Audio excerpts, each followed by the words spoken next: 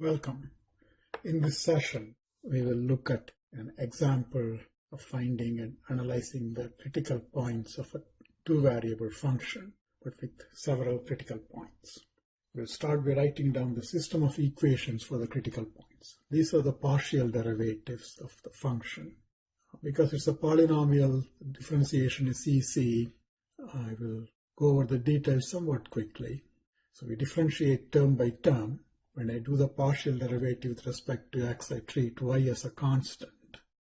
The first term has just x in it, which means that we differentiate as usual. In the second term, I have a coefficient minus 702 as well as the factor y, which I'm pretending is a constant. So differentiate only the factor with x in it, namely x squared, and keep the other factors as they are. In the third term, 447 is a constant factor, y squared is treated as a constant, so I think of it as a constant factor. So I need to differentiate just the factor x, whose derivative is 1.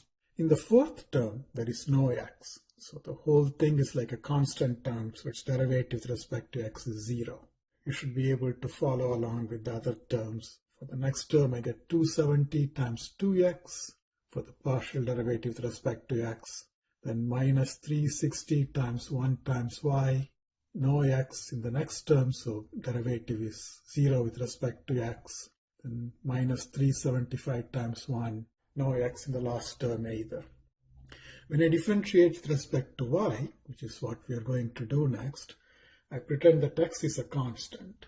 So in the first term, there is no y, which means it's like a constant term, so derivative is 0, and so on. So you should be able to see how I get the partial derivative with respect to y for each term from the original function. If we simplify this a little bit, then the equations for the critical points are that the partial derivatives are equal to 0. Solving these equations is a bit hard since both of them are nonlinear. There are a couple of ways in which this can be solved, both of which are quite long and involved.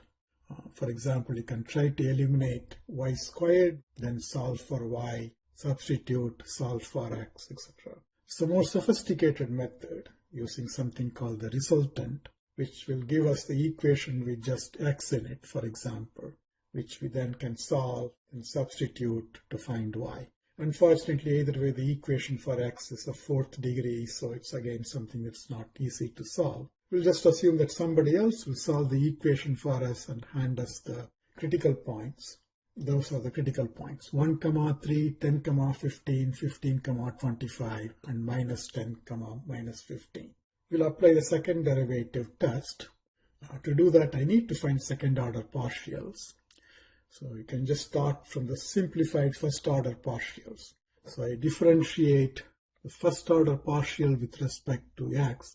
The first order partial is right here, the first line up here. So it's this.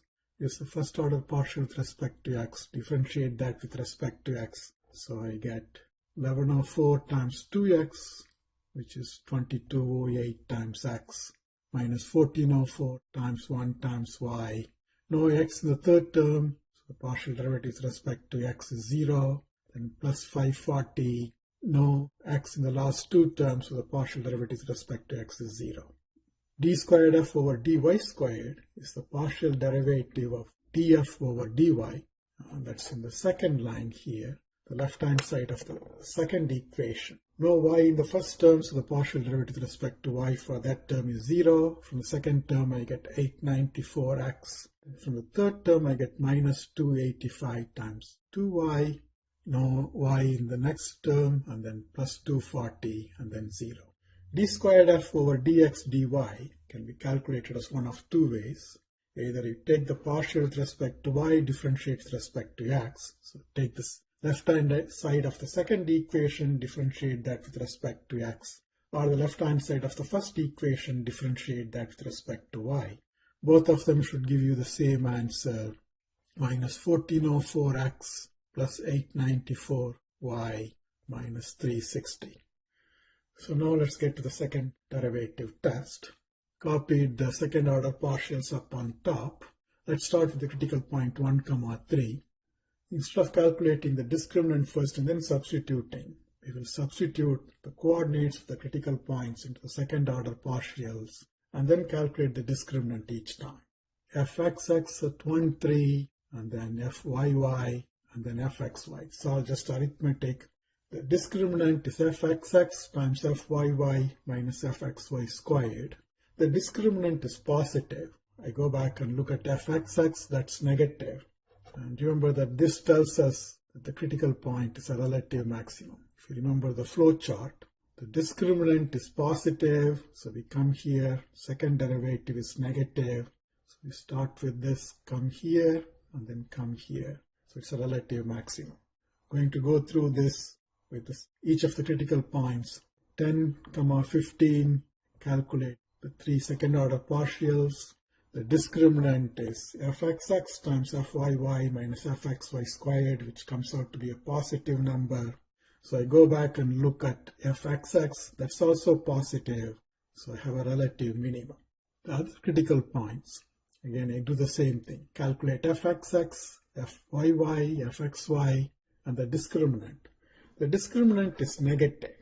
If the discriminant is negative, remember it doesn't matter what else happens. As soon as the discriminant is negative, we see that I have a saddle point. So the individual values of the second order partial derivatives are not relevant. You can verify that the same thing happens with the fourth critical point, negative 10, negative 15. The discriminant is negative, so again I have a saddle point.